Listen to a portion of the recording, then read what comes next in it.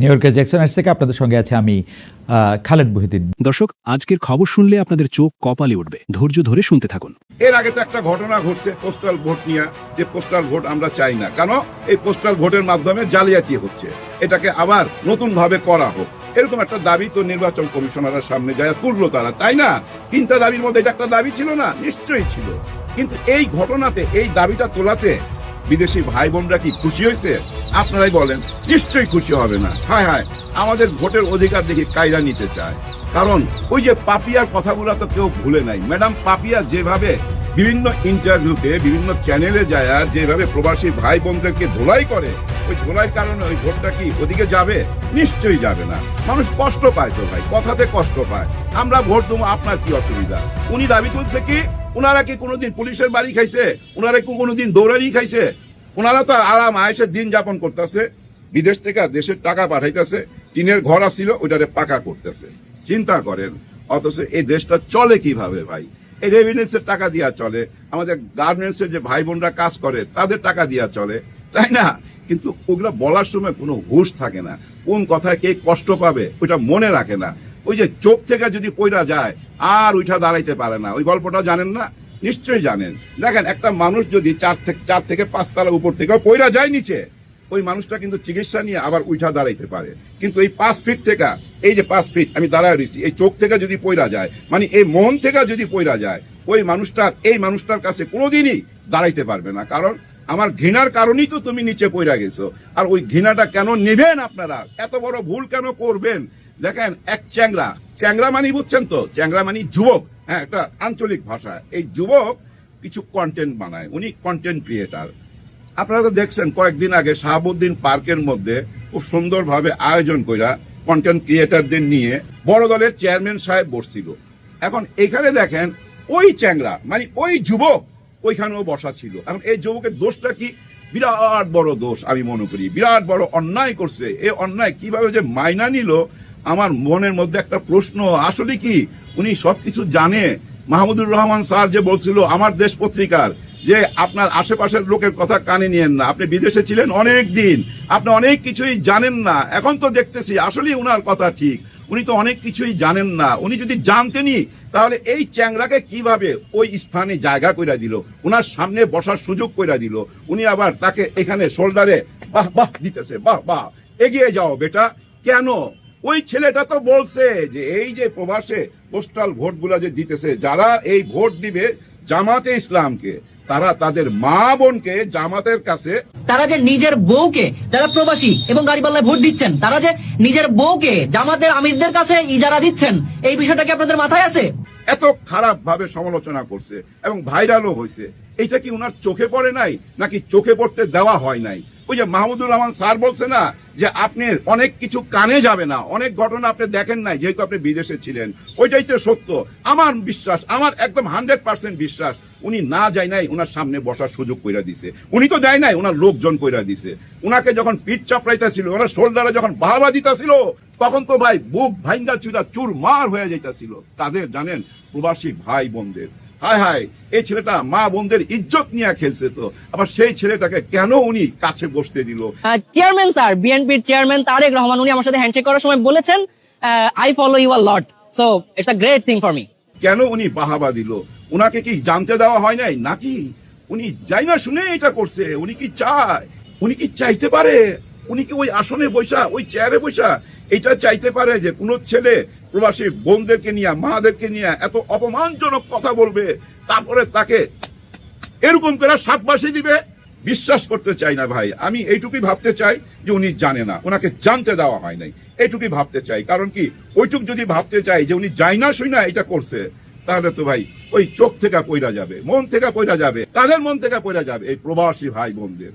আর ওই প্রবাসী ভাই বোনদের হাতে কত ভোট আছে, একটু আগেই তো আমরা এ নিয়ে আলোচনা করলাম। দেখছেন কত বিশাল বড় একটা ভোট ব্যাংক হারাইলো। ভাবা যায়? ভাবা যায় না। অনেক কিছুই ভাই ভাবতে ইচ্ছা করে না, আবার ভাবতে হয়। কারণ কি জানেন, না ভাবলে তো ভাই সত্যটা সামনে আসবে না। ভাইবা চিন্তা সত্যটাকে সামনে আনতেই হবে, মানুষকে বুঝাইতে হবে। না বুঝাইলে তো ভাই অনেকে ভাই আছে, ভাই অবুঝ টাইপের মানুষও আছে আমাদের দেশে, একদম দলকানা মানুষও আছে। তাদেরকে শুধু আমি একটা কথাই বলবো, দেখেন এই যে আপনাদের দলের একজন ছাত্রলীগের সাদ্দাম, জেলখানার যে ঘটনাটা, যার ওয়াইফ তার শিশু বাচ্চাকে হত্যা কইরা নিজেই ফাঁসিতে ঝুইলা গেছে, এই ঘটনাটা দেখছেন চারিদিকে ভাইরাল হয়ে গেছে। ভাই কষ্ট লাগে, ভাই খুবই কষ্ট লাগে। দেখেন, জিন্দা মানুষ যায় মরা মানুষের সাথে দেখা করতে, এখানে মরা মানুষ গেছিল জিন্দা মানুষের সাথে দেখা করতে। মানে ওই জেলখানার গেটে নিয়ে গেছে ওই বাচ্চাকে এবং বাচ্চার মাকে, মানে ওই সাদ্দামের ওয়াইফ এবং তার সন্তানকে। দেখেন কোন পর্যায়ে চলে গেলে একটা মানুষ নিজের সন্তানকে হত্যা কইরা নিজে ফাঁসিতে ঝুলে, কারণ তার হাজবেন্ড জেলখানায়, তার চলাফেরা খাওয়া দাওয়া সব দিক থেকেই প্রবলেম, অভাবে পড়া গেছিল, অভাবের ব্যাপারটা নিতেছিল না। একটা সন্তান নিয়ে, একটা ছোট্ট কোলের বাচ্চা নিয়ে অভাব থাকলে ভাই কেমন হয়? বাচ্চা দুধ লাগে, সংসারে খরচ আছে, ভাড়া আছে, কত টাকা লাগে। কিন্তু এই টাকাটা যে জোগাড় করতো, সে কিভাবে জোগাড় করতো? ওই যে আওয়ামী লীগের রাজনীতি কইরা জোগাড় করতো, ওইটাই তার পেশা ছিল। ওই রাজনীতি কইরা টাকা জোগাড় করতো। এখন আওয়ামী লীগের সবাই চলে গেছে, উনি ফাইসা গেছে, যেহেতু নেতাদের মতো ওনার কাছে দুইটা কইরা পাসপোর্ট ছিল না, যার জন্য ফাইসা গেছে। এখন জেলখানা, পুরা পরিবারটা ধ্বংস হয়ে গেল।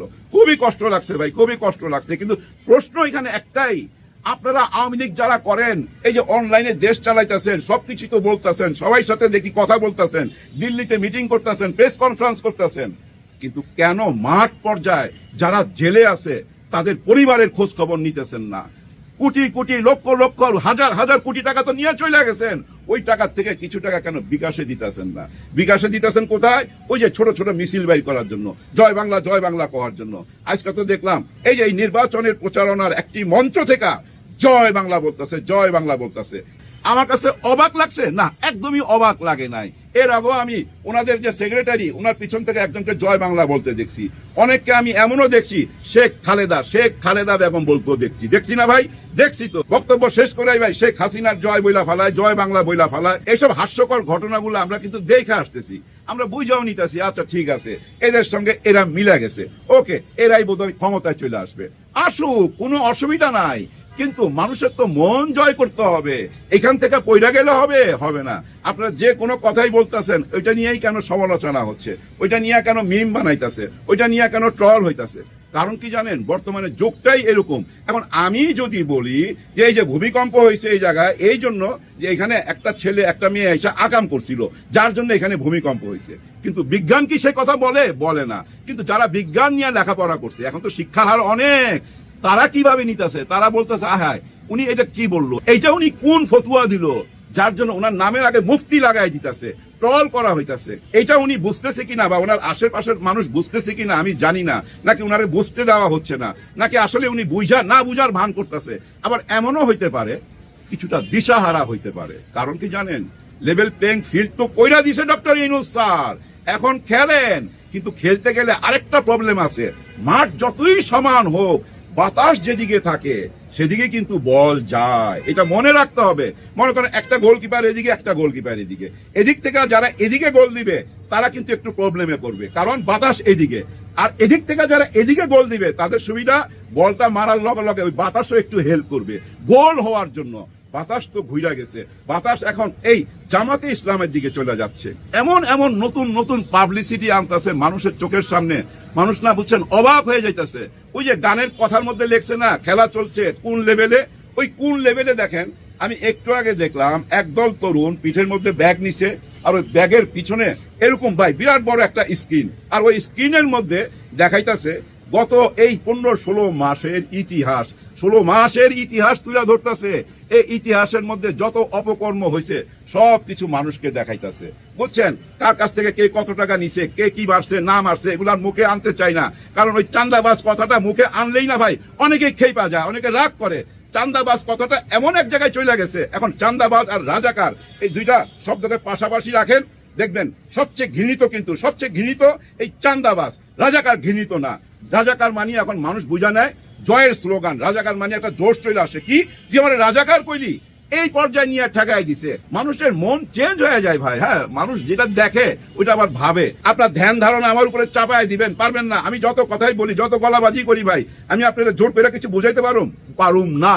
দেখেন আজকে একটা দেখলাম একজন ফকির মানুষ, ফকির আর ভিখারি, ফকির আর ভিখারির মধ্যে কিন্তু একটা তফাৎ আছে। ভিখারি কারা জানেন? যাদেরকে আমরা এই সমাজ থেকে কোন রকম হেল্প করি না, দূর করি, মানে তার পাশে আমরা দাঁড়াই না, এই সমাজের মানুষ দাঁড়ায় না, এই দুনিয়ার মানুষ দাঁড়ায় না, সে হইলো ভিখারি। আর ফকির হইল সে যে এই সমাজকে কোনো গণ্যই করে না, সমাজকেই সে ত্যাগ করে, এই দুনিয়াটাকেই সে ত্যাগ করে, সে হইল ফকির। তেমনি এক ফকির আমার মনে হইলো উনি ফকির, উনি ভিখারি না। কারণ কি জানেন, উনি একটা চরম সত্যি কথা বলছে। সেটা কি জানেন, আমাদের আল কোরআনে লেখা আছে না জাকাতের ব্যাপারে? দেখেন, এই জাকাত যদি বড় লোকরা দেয় তাহলে কিন্তু আর কোনো ভিখারি থাকে না, কোনো ফকির থাকে না। কিন্তু আমরা কি সবাই জাকাত দেই না? কিছুদিন আগে জামাতে ইসলাম বলছিল যে আমরা এই জাকাত নিয়ে আসবো বাইরে থেকে, বিদেশ থেকে আমরা জাকাত নিয়ে আসবো। যতগুলো ইসলামিক কান্ট্রি আছে না ভাই, ওদের জাকাতের যে ফান্ড আছে, ওই ফান্ড থেকে যদি টাকা আনেন, আমাদের যে জাতীয় বাজেট হয় না, ওই বাজেটের অর্ধেক টাকা আনতে পারবেন প্রতি বছরে। এরকম একটা ফান্ড রয়ে গেছে সারা পৃথিবীতে সমস্ত মুসলমান দেশগুলোতে। সেই টাকা যে আমাদের দেশে আসে নাই তা না, কিন্তু ওই গরিব পর্যন্ত পৌঁছায় নাই, ওই ভিখারি পর্যন্ত পৌঁছায় নাই, ওই ফকিরের হাতে যায় নাই। ওই টাকাটা নেতারা মাইরা দিছে। আজকে দেখেন একজন ওই ফকির বলতেছে জামাত ইসলামকে আমি ভোট দিব। তখন ওনাকে ওই পাশে থেকে জিজ্ঞাসা করছে কেন ভোট দিবেন? উনি বলছে যে জামাত ইসলামকে ভোট দিলে ফকির আর ফকির থাকবে না, ভিখারি আর ভিখারি থাকবে না, কারণ ওনারা জাকাতের টাকা আমাদের হাতে দিবে। আমাদের দেশের ধনীরা জাকাতের টাকা তো দেয় না, ওনারা ওই জাকাতের টাকা আদায় করে আনবে, বিদেশ থেকে জাকাতের টাকা আনবে, আমাদেরকে আর ভিক্ষা করতে দিবে না। দেখছেন চাওয়া পাওয়ার হিসাবটা কোন জায়গা গিয়ে ঠেকছে? তার মানে কি জামাতে ইসলাম মানুষের মনের মধ্যে জায়গা করে নিছে, ওনাদের রাজনীতি দিয়া, ওনাদের কথা দিয়া, ওনাদের বক্তব্য দিয়া, তাই না ভাই? যে নির্বাচনটা হচ্ছে সামনে, সেই নির্বাচনে আওয়ামী লীগ নেই।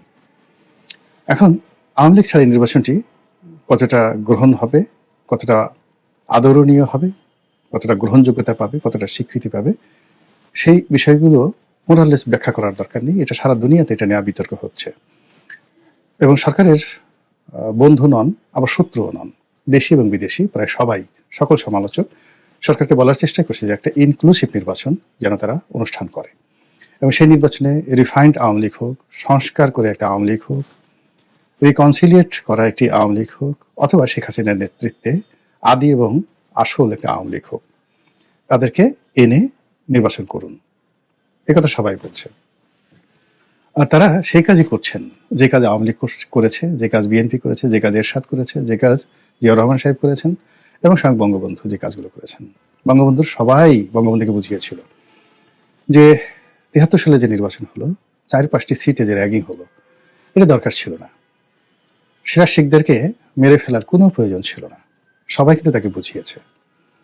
তারপর খন্দকার মোশতাককে ভোট র্যাগিং করে হেলিকপ্টারে করে তার ব্যালট বাক্স ঢাকাতে এনে তাকে পাশ করানোর কোনো দরকার ছিল না। তোমারে বধিবে যে গোকুলে বাড়ি শেষে, যে তাকে হত্যা করবে তাকে সে নিজের হাতে লালন পালন করে খাইয়ে তাকে এমপি বানিয়ে, মন্ত্রী বানিয়ে তার ঘরের মধ্যে ঢুকিয়ে দিয়েছে। এই হলো নিয়তি। শেখ হাসিনার যে পতন খুঁজে দেখেন যে কয়টি লোকের কারণে তার পতন ঘটেছে। প্রত্যেকটা লোককে তিনি বিশ্বাস করেছেন, প্রত্যেকটা লোকের প্রতি তিনি আল্লাহকে বাদ দিয়ে সেই লোকগুলোর প্রতি আস্থা স্থাপন করেছেন এবং সেই লোকগুলোর কারণে আশেপাশে কোনো মানুষ তার ধারে কাছে যেতে পারেনি। লিখে রাখেন, সেটা রাজনীতির ক্ষেত্রে, ব্যবসা বাণিজ্যের ক্ষেত্রে, পরিবারের ক্ষেত্রে, প্রশাসনের ক্ষেত্রে, অন্তত 10টি সেক্টর শেখ হাসিনা তৈরি করে ফেলেছিলেন। সাংবাদিকদের মধ্যে একটা গ্রুপ, ব্যবসায়ীদের মধ্যে একটা গ্রুপ, মিলিটারিদের মধ্যে একটা গ্রুপ, বিচারপতিদের মধ্যে একটা গ্রুপ, উকিলদের মধ্যে একটা গ্রুপ, এরকম অনেক, রাজনীতিবিদদের মধ্যে একটা গ্রুপ, পরিবারের মধ্যে একটা গ্রুপ, এরকম 10টি গ্রুপ তারা তৈরি করে ফেলেছিলেন। এই 10টি গ্রুপ একে অপরের সাথে যোগ সাজস করে রীতিমতো দুর্নীতির একটা পাহাড় গড়ে তুলেছিল, অপকর্মের পাহাড়। তারা শেখ হাসিনাটা খেতেন, শেখ হাসিনাটা পড়তেন, আর অবসর সময় শেখ হাসিনা সর্বনাশের কথা চিন্তা করতেন, কি করে তাকে মারা যায়, কি করে তাকে তাড়ানো যায়, আর কি করে তাকে রোগাক্রান্ত করা যায়। একই ঘটনা 1/11-এর সময় তারেক জিয়া এবং খালেদা জিয়ার জন্য ঘটেছে। আবার একই ঘটনা ডক্টর মোহাম্মদ ইউনূসের ক্ষেত্রে ঘটছে। ডক্টর মোহাম্মদ ইউনূস যাদেরকে গত 17 মাসে দুধকলা দিয়ে পুষেছেন, যাদের প্রতি বেশি আস্থা স্থাপন করেছেন এবং মনে করেছেন যে এই লোকগুলো যদি তার পাশে থাকে আগামীতে তিনি 10 বছর ক্ষমতায় থাকতে পারবেন, 50 বছর ক্ষমতায় থাকতে পারবেন, সেই লোকগুলো অনেকেই মনে করছে যে এই বুড়ো মানুষটি যদি পরাজিত হয়, ফেল করে, তাহলে তারা প্রধান উপদেষ্টা হতে পারবে, রাষ্ট্রপতি হতে পারবে, প্রধানমন্ত্রী হতে পারবে। এটাই হলো ক্ষমতার ট্রাজেডি।